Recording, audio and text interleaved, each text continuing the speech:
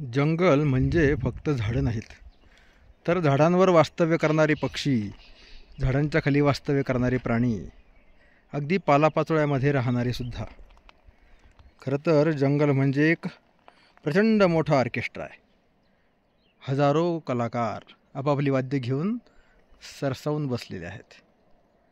कधी कोणतं वाद्य वाजवायचं हे त्यांचं ठरलेलं आहे. त्यांच्यामध्ये कधीच विसंवाद होत नाही.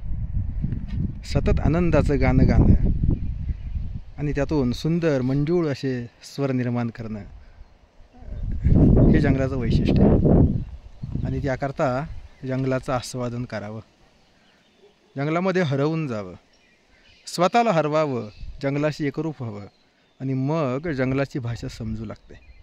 त्याचे संकेत कळतात, कुठे काय आहे, कुठे काय नाही, कोणत्या दिशेला पाणी आहे हे सुद्धा पक्षी प्राणी आपल्याला सांगत असतात.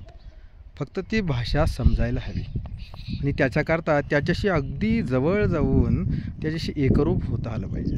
त्याकरता जंगल सेवन करावं.